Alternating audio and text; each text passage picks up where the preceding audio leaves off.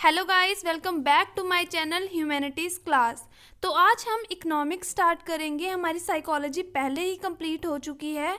मैंने साइकोलॉजी के सारे चैप्टर्स करवा दिए हैं आपके टर्म 2 के। उनका लिंक मैं डिस्क्रिप्शन में प्रोवाइड कर रही हूँ, आप वहाँ पे जाके चेक कर सकते हो। तो आज हम इकोनॉमिक्स का फर्स्ट यूनिट स्टार्ट करेंगे, इनकम एंड रिलेटेड एग्रीगेट्स। इसका जो फर्स्ट और सेकंड चैप्टर है वो मैं इसी वीडियो में कंप्लीट कर दूंगी, और जो थर्ड और फोर्थ है वो आपको नेक्स्ट पार्ट में मिल जाएगा। तो चलिए वीडियो स्टार्ट करते हैं। तो हमारा जो फर्स्ट चैप्टर है वो है इंट्रोडक्शन टू मैक्रो इकोनॉमिक्स। इसमें हम मैक्रो इकोनॉमिक्स के बारे में पढ़ेंगे। तो सबसे पहले जब हम बात करते हैं इंट्रोडक्शन की, तो सबसे पहले जो हमारे दिमाग में आता है वो है मीनिंग ऑफ मैक्रो इकोनॉमिक्स, कि मैक्रो इकोनॉमिक्स होती क्या है। जो ये टर्म है मैक्रो, ये एक ग्रीक वर्ड से डेराइव हुई है। ग्रीक वर्ड कौन सा? मैक्रोस, जिसका मतलब होता है लार्ज। ये किसके साथ डील करती है मैक्रो इकोनॉमिक्स? ये डील करती है बिगर इश्यूज ऑफ द इकोनॉमी। जो इकोनॉमी में बिगर इश्यूज होते हैं उससे डील करती है। हमारी जो माइक्रो इकोनॉमिक्स थी वो इंडिविजुअल के लेवल को देखती थी, लेकिन मैक्रो इकोनॉमिक्स ये एक ऐसी ब्रांच है इकोनॉमिक्स की जो स्टडी करती है इकोनॉमिक इश्यूज या फिर economic problems at the level of an economy. ये पूरी इकोनॉमी को देख के चलती है। इसमें हम अगर एग्जांपल्स की बात करें तो सबसे पहला आता है नेशनल इनकम, फिर आता है aggregate employment, general price level, aggregate consumption, aggregate investment, और ऐसी ही और भी एग्जांपल्स हैं।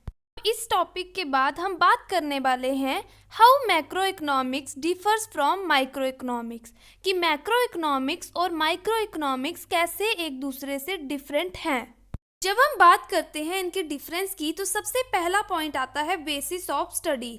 अब जो माइक्रो इकोनॉमिक्स है वो क्या करती है, वो प्रॉब्लम ऑफ स्कार्सिटी और चॉइस की जो प्रॉब्लम होती है उसे एक इंडिविजुअल के लेवल पे स्टडी करती है, या हाउस होल्ड के लेवल पे स्टडी करेगी, या सिर्फ एक ही इंडस्ट्री के लेवल पे स्टडी करेगी। लेकिन वहीं पे जो मैक्रो इकोनॉमिक्स है वो इन प्रॉब्लम्स को पूरी इकोनॉमी के लेवल पे स्टडी करती है। दूसरा पॉइंट है हमारा इकोनॉमिक वेरिएबल्स। अब इकोनॉमिक वेरिएबल्स में जब हम बात करते हैं माइक्रो इकोनॉमिक्स की, तो वो माइक्रो इकोनॉमिक वेरिएबल्स को लेते हैं, जैसे कंज्यूमर्स डिमांड या प्रोड्यूसर सप्लाई। तो वहीं पे अगर बात करते हैं मैक्रो इकोनॉमिक्स की, तो वो उन वेरिएबल्स को लेते हैं जैसे एग्रीगेट डिमांड। अब एग्रीगेट डिमांड हो गया जो कि सारे हम पूरी इकोनॉमी में देख रहे हैं, गुड्स और सर्विसेज की डिमांड को। वो एक हम इंडिविजुअल के लेवल पे या फिर एक हाउस होल्ड के लेवल पे हम नहीं देख रहे हैं, हम पूरी इकोनॉमी के लेवल पे देख रहे हैं। दूसरा आ गया एग्रीगेट सप्लाई। हम सप्लाई की जब हम बात कर रहे हैं यहाँ पे, तो हम पूरी इकोनॉमी की सप्लाई के बारे में बात कर रहे हैं, एक सिंगल इंडिविजुअल या सिंगल फर्म या सिंगल इंडस्ट्री के बारे में बात नहीं कर रहे हैं। अब हम बात करते हैं इकोनॉमिक एजेंट्स की। इकोनॉमिक एजेंट्स होते हैं वो इंडिविजुअल्स, वो इंस्टीट्यूशंस जो कि इकोनॉमिक डिसीजंस लेते हैं। अगर माइक्रो इकोनॉमिक लेवल की बात करें तो इकोनॉमिक डिसीजंस लेते हैं इंडिविजुअल इकोनॉमिक एजेंट्स। वो कौन होते हैं? वो होते हैं कंज्यूमर्स एंड प्रोड्यूसर्स। वहीं अगर हम बात करें मैक्रो लेवल की, तो उस टाइम पे जो इंस्टीट्यूशनल एजेंट्स होते हैं वो एक इम्पॉर्टेंट रोल प्ले करते हैं। इंस्टीट्यूशनल एजेंट्स में आ गया RBI, reserve bank of India, SEBI, security and exchange board of India. ऐसे ही और जो इंस्टीट्यूशंस होते हैं वो इसमें इम्पॉर्टेंट रोल प्ले करते हैं। अब हम बात करते हैं डिग्री ऑफ एग्रीगेशन। जब हम इसकी बात करते हैं तो जो माइक्रो इकोनॉमिक्स होती है उसमें लिमिटेड डिग्री ऑफ एग्रीगेशन होती है as compared to macro economics. जैसे एग्जांपल ले लेते हैं कि जो माइक्रो इकोनॉमिक्स है, हमने देखा है कि वो एक इंडस्ट्री का ही इक्विलिब्रियम लेते हैं, मतलब कि वो इकोनॉमी का नहीं देखते। इसका मतलब है कि उसकी जो डिग्री ऑफ एग्रीगेशन है वो कम है। लेकिन वही जब हम बात करते हैं मैक्रो इकोनॉमिक्स की, तो वो इक्विलिब्रियम को स्टडी करती है at of the economy as a whole, पूरी इकोनॉमी को देखती है। वो एक सिंगल फर्म या सिंगल इंडिविजुअल या सिंगल इंडस्ट्री के बारे में बात नहीं करती है। तो इसलिए हम कह सकते हैं कि जो माइक्रो इकोनॉमिक्स की डिग्री ऑफ एग्रीगेशन है वो लिमिटेड है as compared to macro economics. इसके बाद नेक्स्ट पॉइंट है डिफरेंट सेट ऑफ एजम्पशंस। अब ऐसा होता है कई जो वेरिएबल्स होते हैं वो माइक्रो इकोनॉमिक्स में कांस्टेंट लिए जाते हैं, लेकिन वही वेरिएबल्स मैक्रो इकोनॉमिक्स में कांस्टेंट नहीं होते हैं। वैसे ही ऐसा भी होता है कि मैक्रो इकोनॉमिक्स में जो लिए जाते हैं कांस्टेंट, वहीं पे वो माइक्रो इकोनॉमिक्स में चेंजिंग एज्यूम किए जाते हैं। तो ये हो गया डिफरेंट सेट ऑफ एजम्पशंस। इसके बाद नेक्स्ट पॉइंट है सेंट्रल इशू। अब माइक्रो इकोनॉमिक्स में सेंट्रल इशू है एलोकेशन ऑफ रिसोर्सेज। वही जब हम बात करते हैं मैक्रो इकोनॉमिक्स की, तो उसमें कौन सा सेंट्रल इशू है? Determination of the overall level of output and employment. उसे अज्यूम किया जाता है central issue in macro economics. अब हम बात करते हैं 7th पॉइंट की, जो कि है मेथड ऑफ स्टडी। अब बात करते हैं जब हम मेथड ऑफ स्टडी की, तो मैक्रो इकोनॉमिक्स में मेथड ऑफ स्टडी को कहा जाता है जनरल इक्विलिब्रियम एनालिसिस। वहीं पे जो हमारे माइक्रो इकोनॉमिक्स है उसमें पार्शियल इक्विलिब्रियम एनालिसिस का यूज़ किया जाता है। पार्शियल इक्विलिब्रियम हो गया कि एक मार्केट का इक्विलिब्रियम, ठीक है, कि यही अज्यूम किया जा रहा है कि जो बाकी मार्केट है उसमें कोई भी चेंज नहीं हो रहा है। लेकिन वहीं पे अगर हम बात करते हैं जनरल इक्विलिब्रियम की, तो वो हो गया ऑल मार्केट्स, मतलब सभी मार्केट्स का इक्विलिब्रियम देखा जाता है इकॉनमी में। तो इसीलिए जो जनरल इक्विलिब्रियम एनालिसिस है वो मैक्रो इकोनॉमिक्स में मेथड ऑफ स्टडी है। वहीं पे जो पार्शियल इक्विलिब्रियम एनालिसिस है वो माइक्रो इकोनॉमिक्स में यूज़ किया जाता है स्टडी के लिए। अब नेक्स्ट पॉइंट है माइक्रो मैक्रो पैराडॉक्स। इसका कहने का मतलब है कि माइक्रो लेवल पे जो लॉजिकल हो, ऐसा भी होता है कि वो मैक्रो लेवल पे लॉजिकल प्रूफ ना हो। जैसे कि अगर एक इंडिविजुअल मनी सेव करता है अपने फ्यूचर के लिए, तो वो उसके लिए अच्छा होगा, लेकिन अगर पूरी इकॉनमी में जो लोग हैं सारे ही सेव करना शुरू कर दें, तो उससे क्या होगा? डिमांड कम हो जाएगी, इन्वेस्टमेंट डिक्लाइन हो जाएगी, प्रोडक्शन और एम्प्लॉयमेंट लेवल भी फॉल करना शुरू हो जाएगा। तो इससे क्या होगा?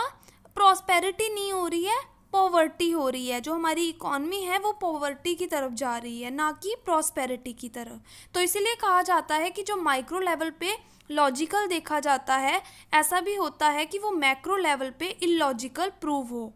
अब हमारा नेक्स्ट टॉपिक है स्कोप ऑफ मैक्रो इकोनॉमिक्स। तो इसमें हम क्या पढ़ेंगे? फील्ड ऑफ स्टडी, या फिर आप कह सकते हो area of study of macro economics. तो इसमें सबसे पहला जो पॉइंट आता है वो है estimation of national income and related aggregates. अब जो मैक्रो इकोनॉमिक्स है वो स्टार्ट ही नेशनल इनकम के साथ होती है, उसकी डेफिनेशन के साथ, उसकी एस्टिमेशन के साथ, और उसके जो रिलेटेड एग्रीगेट्स हैं उनके साथ, जैसे कि GDP, gross domestic product, and NDP, net domestic product. इसे आप आगे डिटेल में पढ़ोगे 3rd चैप्टर में। अब बात करते हैं सेकंड पॉइंट की। सेकंड पॉइंट है थ्योरी ऑफ एम्प्लॉयमेंट। अब एक थ्योरी है किनेशियन थ्योरी, जो कि एम्प्लॉयमेंट से रिलेटेड है। इसमें क्या है? इसमें हमें बताया गया है कि कौन कौन से कॉज होते हैं अनएम्प्लॉयमेंट के, और साथ में हमें ये भी बताया गया है कि कैसे हम उस अनएम्प्लॉयमेंट को कम कर सकते हैं। उसके बाद 3rd पॉइंट आता है थ्योरी ऑफ मनी। जो क्रिएशन ऑफ मनी है ये एक इम्पॉर्टेंट कंपोनेंट है मैक्रो इकोनॉमिक्स का। इसमें हम इसके बारे में नहीं बल्कि हम ये भी पढ़ते हैं कि रोल क्या है सेंट्रल बैंक। सेंट्रल बैंक कौन सा है? हमारा RBI, reserve bank of India, कि उसका रोल क्या है इन regulating the supply of money in the economy. उसके बारे में भी हम स्टडी करते हैं। इसके बाद हमारा 4th पॉइंट आता है theory of general price level. इसमें हम किसकी बात करते हैं? इन्फ्लेशनरी एंड डिफ्लेशनरी गैप्स के बारे में। ये भी एक इम्पॉर्टेंट कंपोनेंट है मैक्रो इकोनॉमिक्स का। इसके बाद नेक्स्ट पॉइंट आता है रोल ऑफ द गवर्नमेंट। इसमें मैक्रो इकोनॉमिक्स स्टडी करती है कि कैसे जो गवर्नमेंट बजट है वो इम्पैक्ट करता है इकोनॉमिक एक्टिविटीज़ के जो लेवल है इन द इकॉनमी, ठीक है, कि कैसे वो अफेक्ट करता है जो इकोनॉमिक एक्टिविटीज़ हो रही हैं इकॉनमी में, उसके लेवल को कैसे वो इम्पैक्ट करेगा। उसके बाद नेक्स्ट पॉइंट आता है exchange rate and the balance of payment. अब ये जो डिटर्मिनेशन है एक्सचेंज रेट की और कैसे वो मैनेज किया जाएगा, ये भी एक इम्पॉर्टेंट हम कह सकते हैं एलिमेंट या फिर कंपोनेंट है मैक्रो इकोनॉमिक्स का। उसके बाद हमारा नेक्स्ट टॉपिक है सिग्निफिकेंस ऑफ मैक्रो इकोनॉमिक्स। इसमें सबसे पहला जो पॉइंट आता है वो है डिस्क्रिप्शन ऑफ द इकोनॉमी।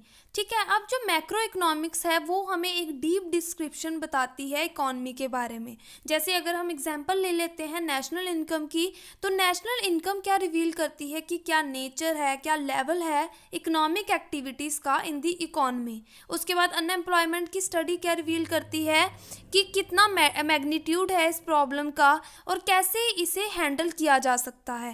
उसके बाद अगर हम गवर्नमेंट बजट की बात करें तो वो हमें बताती है कि कैसे इकॉनमी जो है गवर्नमेंट के द्वारा रेगुलेट हो रही है।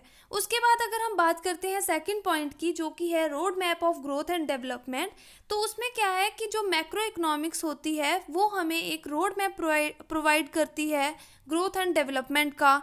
उसके बाद इसी में आगे अगर हम बात करें, ये भी बताती है कि कौन कौन से प्रोग्राम्स, कौन कौन सी पॉलिसीज जो है काम आ सकती हैं इकोनॉमिक ग्रोथ में। ठीक है, उसके बाद थर्ड पॉइंट की बात करते हैं इकोनॉमिक स्टेबिलिटी। अब जो मैक्रो इकोनॉमिक्स की स्टडी है ये हमें हेल्प करती है कि हम कैसे अचीव कर सकते हैं इकोनॉमिक स्टेबिलिटी को। अब इकोनॉमिक स्टेबिलिटी कैसे अचीव होगी, ये अचीव होती है मॉनेटरी एंड फिस्कल पॉलिसीज़ के द्वारा। उसके बाद फोर्थ पॉइंट है बैलेंस ऑफ पेमेंट स्टेटस। अब जो बैलेंस ऑफ पेमेंट स्टेटस है एक कंट्री का, ये हमें बताता है कि हमारी इकोनॉमी की क्या परफॉर्मेंस है in comparison to rest of the world. और उसके बाद इसी में आगे अगर बात करते हैं बैलेंस ऑफ ट्रेड की, तो ये हमें हमारी कैपेसिटी को बताता है एक्सपोर्ट करने की और इंपोर्ट करने की। उसके बाद फिफ्थ पॉइंट है problem of poverty and environmental pollution. Macro economics क्या करती है, हमें हेल्प करती है कि हम इसके बारे में सोच सकें, जो हमारी प्रॉब्लम्स है, पॉवर्टी हो गया, इन्वायरमेंटल पोल्यूशन हो गया, ठीक है, और इन प्रॉब्लम्स को सॉल्व कर सके मैक्रो मॉडल्स को यूज़ करके। उसके बाद सिक्स पॉइंट और लास्ट पॉइंट है इसी चैप्टर में, वो है पॉलिसी फॉर्मुलेशन। जो इन्फॉर्मेशन है किसके रिलेटेड, मैक्रो इकोनॉमिक्स वेरिएबल्स के रिलेटेड, जैसे कि एग्रीगेट डिमांड हो गया, एग्रीगेट सप्लाई हो गया, ये काफ़ी ज़्यादा यूज़ किए जाते हैं पॉलिसीज़ को फॉर्मुलेट करने के लिए। और पॉलिसीज़ क्यों फॉर्मुलेट किए जाते हैं, ताकि ग्रोथ हो सके, डेवलपमेंट हो सके कंट्री की।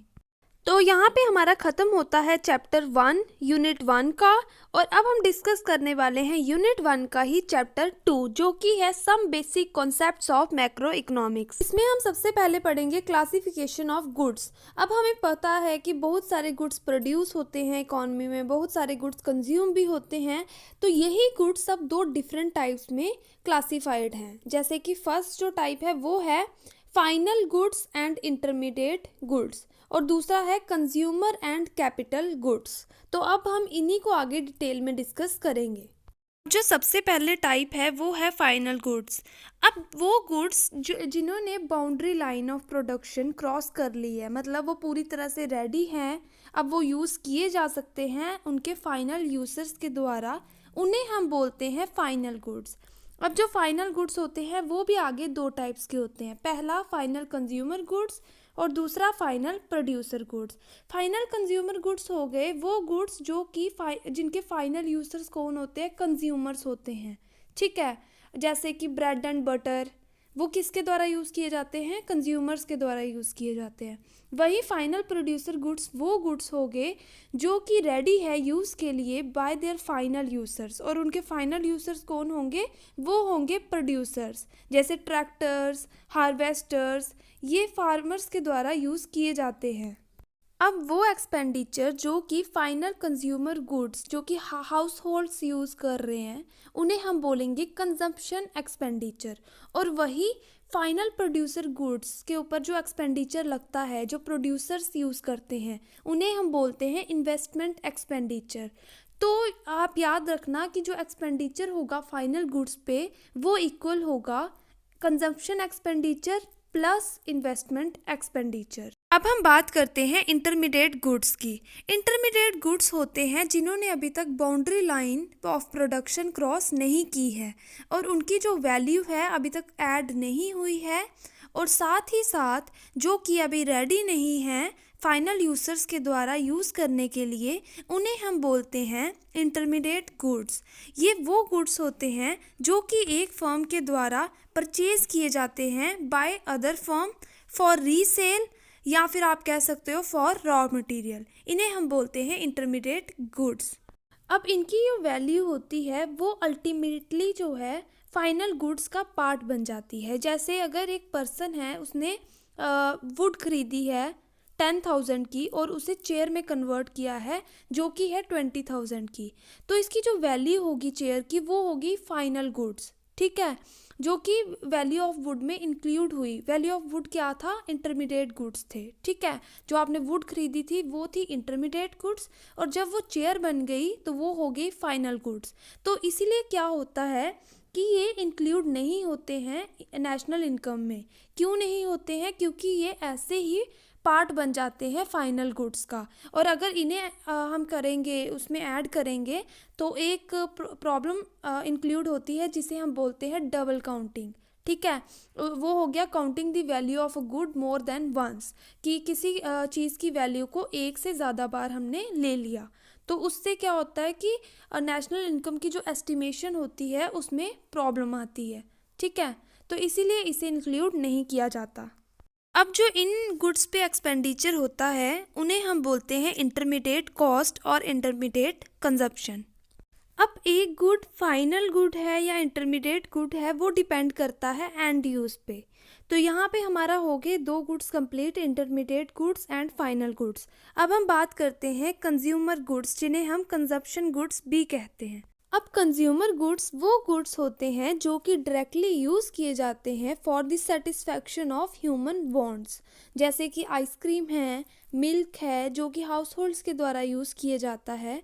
तो ये क्या हुआ, ये गुड्स कंज्यूम होते हैं हाउस होल्ड के द्वारा जब वो परचेज़ किए जाते हैं।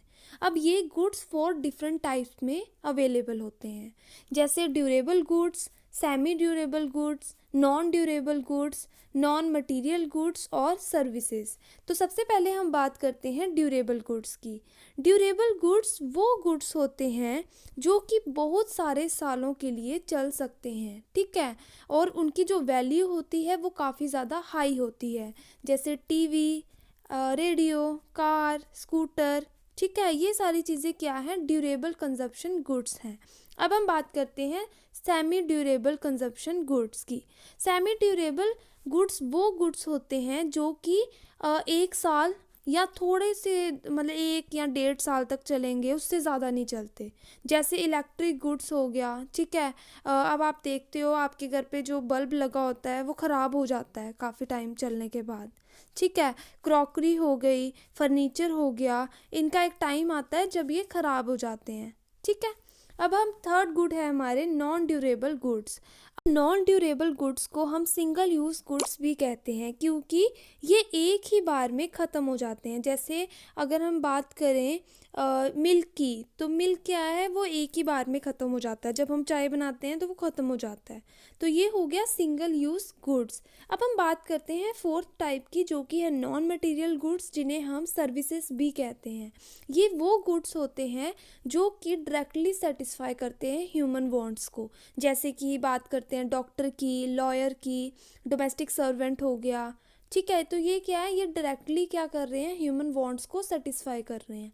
तो यहाँ पे हमारा हो गया कंज्यूमर गुड्स भी कंप्लीट। अब हम बात करते हैं कैपिटल गुड्स की। अब कैपिटल गुड्स हो गए fixed assets of the producers, और ये जो गुड्स होते हैं ये यूज़ किए जाते हैं in the process of production for several years, और इनकी जो वैल्यू होती है वो भी काफ़ी ज़्यादा हाई होती है, ठीक है। जैसे कि एग्जांपल ले लेते हैं मशीनरी की, प्लांट की, ये क्या होता है, ये काफ़ी सालों के लिए चलते हैं। अब ये याद रखना कि सारे प्रोड्यूसर गुड्स कैपिटल गुड्स नहीं होते हैं, क्योंकि प्रोड्यूसर गुड्स में रॉ मटेरियल भी इंक्लूड होता है जो कि एक सिंगल यूज़ गुड्स होते हैं, और कैपिटल गुड्स में सिर्फ ड्यूरेबल यूज़ गुड्स इंक्लूड होते हैं। तो हम कह सकते हैं कि सारे प्रोड्यूसर गुड्स कैपिटल गुड्स नहीं होते। यहाँ पे हमारा कंप्लीट होता है टाइप्स ऑफ गुड्स वाला टॉपिक। अब हम बात करेंगे कंजप्शन एक्सपेंडिचर की। अब कंजप्शन एक्सपेंडिचर क्या हो गया, ये हो गया aggregate consumption expenditure in the economy, ठीक है। यहाँ पे हम एग्रीगेट कंजप्शन एक्सपेंडिचर की बात कर रहे हैं। एग्रीगेट कंजप्शन एक्सपेंडिचर हमें बताता है वो मनी जो कि स्पेंड की जाती है सारे लोगों के द्वारा इकोनॉमी में for the purchase of goods को खरीदने के लिए। अब कंज्यूमर्स कौन कौन है हमारी इकोनॉमी में? फर्स्ट है हाउस होल्ड क्यों खरीदते हैं goods? For the satisfaction of their wants. Government की बात करते हैं तो गवर्नमेंट कंज्यूमर गुड्स को खरीदती है, क्यों खरीदती है? डिफेंस फोर्सेस में डिस्ट्रीब्यूट करने के लिए, मिड डे मील्स के लिए गवर्नमेंट स्कूल में, और ऐसे ही और पर्पसेस के लिए। और थर्ड आ गया non profit private institutions. Non profit private institutions खरीदती है, क्यों? फॉर चैरिटी पर्पस के लिए वो खरीदते हैं। जब हम इन सबको ऐड करते हैं, जो भी कंजप्शन एक्सपेंडिचर्स है हाउस होल्ड के द्वारा, गवर्नमेंट के द्वारा या फिर नॉन प्रॉफिट प्राइवेट इंस्टीट्यूशंस के द्वारा, तो हमारा निकल के आता है एग्रीगेट कंजप्शन एक्सपेंडिचर। अब हम बात करेंगे इन्वेस्टमेंट के बारे में। इन्वेस्टमेंट हो गया increase in the stock of capital. जब कैपिटल के स्टॉक में इंक्रीज आता है उसे हम बोलते हैं इन्वेस्टमेंट। इन्वेस्टमेंट को हम कैपिटल फॉर्मेशन भी कह सकते हैं या फिर कैपिटल स्टॉक भी कह सकते हैं। अब इन्वेस्टमेंट के दो कंपोनेंट्स हैं। पहला है फिक्स्ड इन्वेस्टमेंट। फिक्स्ड इन्वेस्टमेंट हो गया जब हमारा फिक्स्ड एसेट्स के स्टॉक में इंक्रीज आता है ड्यूरिंग एन अकाउंटिंग ईयर। ठीक है, जैसे मशीनरी है वो इंक्रीज हो रही है या प्लांट इंक्रीज हो रहा है, तो उसे हम बोलते हैं फिक्स्ड इन्वेस्टमेंट। और फिक्स्ड इन्वेस्टमेंट को हम फिक्स्ड कैपिटल फॉर्मेशन भी कहते हैं। जब हम बात करते हैं उसके सिग्निफिकेंस की, उसके इम्पोर्टेंस की, तो सबसे पहला पॉइंट यही आता है कि वो प्रोडक्शन कैपेसिटी को इंक्रीज़ करता है, आउटपुट को इंक्रीज़ करता है, साथ ही साथ कंट्री की जो जीडीपी है उसमें भी ग्रोथ होती है। अब हम बात करते हैं इन्वेंट्री इन्वेस्टमेंट की। जब हम इसकी बात करते हैं तो हमें पता है कि जो प्रोड्यूसर्स हैं उनके पास finished goods, semi finished goods और रॉ मटेरियल तीनों का ही स्टॉक पड़ा होता है। जब इनमें चेंज आता है ना, उसे हम बोलते हैं inventory investment of the producers. ठीक है, अब इन्वेंट्री इन्वेस्टमेंट भी आगे दो हम कह सकते हैं, उसके दो कंपोनेंट्स हैं। पहली है डिज़ायर्ड और दूसरी है अनडिज़ायर्ड इन्वेंट्री स्टॉक। जब हम बात करते हैं डिज़ायर्ड की, उसे हम बोलेंगे प्लान्ड इन्वेंट्री स्टॉक। ये मेंटेन किया जाता है प्रोड्यूसर्स के द्वारा ताकि वो कर सके, फ्यूचर डिमांड्स को मीट कर सके। ठीक है, और वही जब हम बात करते हैं अनडिज़ायर्ड इन्वेंट्री स्टॉक की, तो उसे हम बोलते हैं अनप्लान्ड इन्वेंट्री स्टॉक। ये क्यों अराइज होती है? ये अराइज होती है क्योंकि जो डिमांड होती है प्रोडक्ट के लिए वो कम हो जाती है जितनी प्रोड्यूसर्स ने एक्सपेक्ट की थी, तो इसकी वजह से क्या होता है, प्रोड्यूसर्स लॉस फेस करते हैं। अब हम बात करेंगे ग्रॉस इन्वेस्टमेंट की। ग्रॉस इन्वेस्टमेंट हो गया total addition made to the physical stock of capital during a period of time. कि मतलब कि टोटल कितनी प्रोडक्शन हुई है कैपिटल गुड्स की during a period of time. Okay, और इसमें डेप्रिसिएशन भी इंक्लूड होता है। अब इसके बाद नेट इन्वेस्टमेंट की बात करते हैं। नेट इन्वेस्टमेंट हो गया कि जब जितना आपके पास पहले का ऑलरेडी आपके पास जो स्टॉक पड़ा है कैपिटल का, उसमें जब एडिशन होती है या आप कह सकते हो उसमें जब इंक्रीज आता है, उसे हम बोलते हैं नेट इन्वेस्टमेंट। अब इसके बाद अब हम बात करेंगे डेप्रिसिएशन के बारे में। डेप्रिसिएशन हो गए वो कैपिटल गुड्स जो कि यूज़ किए जाते हैं एग्जिस्टिंग स्टॉक को रिप्लेस करने के लिए। अब ये याद रखना, ग्रॉस इन्वेस्टमेंट किसके इक्वल होता है? नेट इन्वेस्टमेंट प्लस डेप्रिसिएशन, और नेट इन्वेस्टमेंट इक्वल होता है ग्रॉस इन्वेस्टमेंट माइनस डेप्रिसिएशन। अब हम बात करते हैं सिग्निफिकेंस ऑफ नेट इन्वेस्टमेंट की। जब हम बात करते हैं इसके सिग्निफिकेंस की, तो इससे क्या होता है, एफिशिएंसी ऑफ वर्कर्स इंक्रीज होता है। ठीक है, आउटपुट इंक्रीज होगा। ओके, एम्प्लॉयमेंट की अपॉर्चुनिटीज़ जनरेट होंगी और साथ ही साथ जीडीपी ग्रोथ में भी इंक्रीज आएगा। तो यहाँ पे हमारा ख़त्म होता है इन्वेस्टमेंट वाला टॉपिक। इसके बाद अब हम बात करेंगे डेप्रिसिएशन के कॉन्सेप्ट के बारे में। अब हमें पता है कि जब फिक्स्ड एसेट्स यूज़ में होते हैं, ठीक है, एक टाइम आता है जब उनकी वैल्यू कम हो जाती है। क्यों कम होती है? या तो नॉर्मल वेयर और टेयर के कारण या फिर एक्सीडेंटल डैमेजेस के कारण। और हम डेप्रिसिएशन को कंजप्शन ऑफ फिक्स्ड कैपिटल भी कहते हैं। इसी के अंदर हम दो चीज़ें पढ़ेंगे। पहला है एक्सपेक्टेड ऑब्सोलेंस। एक्सपेक्टेड ऑब्सोलेंस हो गया जब फिक्स्ड एसेट की वैल्यू कम हो रही है। क्योंकि या तो टेक्नोलॉजी में चेंज आ गया है या फिर डिमांड में चेंज आ गया है। और ये किसका पार्ट होता है? ये होता है डेप्रिसिएशन का पार्ट। वही अगर हम बात करें अनएक्सपेक्टेड ऑब्सोलेंस की, तो इस ये हो गया कि जब फिक्स्ड एसेट की वैल्यू कम हो रही है क्योंकि नेचुरल कैलेमिटीज़ के कारण या फिर इकोनॉमिक रिसेशन के कारण। और ये डेप्रिसिएशन का पार्ट नहीं होता, ये पार्ट होता है कैपिटल लॉस का। ठीक है, तो यहाँ पे हमारा ख़त्म होता है कॉन्सेप्ट ऑफ डेप्रिसिएशन का टॉपिक। इसी के अंडर एक आप कह लो एक डेफिनेशन है डेप्रिसिएशन रिजर्व फंड की। ये वो फंड होता है जो कि प्रोड्यूसर अपने पास रखता है रिप्लेसमेंट इन्वेस्टमेंट के लिए। ठीक है, अब हम बात करेंगे स्टॉक्स एंड फ्लोज के बारे में। स्टॉक की बात करते हैं तो स्टॉक हो गया value of a variable at a point of time. ठीक है, और ये मेजर किया जाता है एक स्पेसिफिक पॉइंट ऑफ टाइम पे, और ये इम्पैक्ट करता है फ्लो को। जितना ज़्यादा स्टॉक होगा कैपिटल का, उतना ही ज़्यादा फ्लो होगा गुड्स एंड सर्विसेज का। वहीं अगर हम बात करें फ्लो के बारे में, तो ये क्या हो गया? ये हो गया value of a variable during a period of time. ठीक है, ये एक पर आवर भी मेजर किया जा सकता है, पर मंथ भी मेजर किया जा सकता है, और साथ ही में पर ईयर भी मेजर किया जा सकता है। इट इम्पैक्ट्स द स्टॉक, ये इम्पैक्ट करता है स्टॉक को। जितना ज़्यादा इनकम का फ्लो होगा उतना ही ज़्यादा स्टॉक होगा वेल्थ का। अब इन डेफिनेशन से हमें ये पता चलता है कि स्टॉक और फ्लो दोनों ही एक दूसरे पे डिपेंडेंट है। ठीक है, अब इसके बाद नेक्स्ट हमारा टॉपिक आता है 4 sectors of the economy.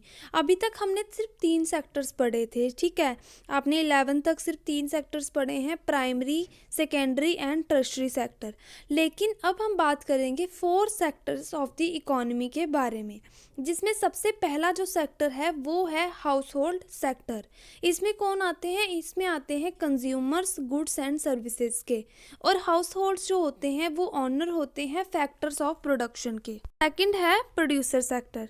Producer sectors में सारी जो फर्म्स होती हैं इकोनॉमी में वो इंक्लूड होती हैं, और ये हायर करते हैं या परचेज करते हैं factors of production from the house hold sector. उसके बाद थर्ड आता है गवर्नमेंट सेक्टर। गवर्नमेंट सेक्टर की जब हम बात करते हैं तो government as a welfare agency भी इंक्लूड होती है इसमें, and government as a producer भी इंक्लूड होता है। अगर हम बात करें वेलफेयर एजेंसी की, तो ये वेलफेयर फंक्शंस को परफॉर्म करते हैं, जैसे maintenance of law and order. ठीक है, ये सारी चीज़ें इनमें इंक्लूड होती हैं। उसके बाद लास्ट हमारा है एक्सटर्नल सेक्टर, जिसे हम rest of the world sector भी कहते हैं। इसमें सारी वो एक्टिविटीज़ इंक्लूड होती हैं जो कि रिलेटेड होती हैं एक्सपोर्ट एंड इंपोर्ट के लिए। ठीक है, इसके बाद नेक्स्ट टॉपिक है इंटरसेक्टोरल फ्लोज। ठीक है, सबसे पहले इसी के अंडर हम पढ़ेंगे इंटरसेक्टोरल इंटरडिपेंडेंस। ठीक है, अब हमें पता होना चाहिए कि जो हमारे इकोनॉमी के सेक्टर्स हैं वो एक दूसरे पे डिपेंडेंट हैं।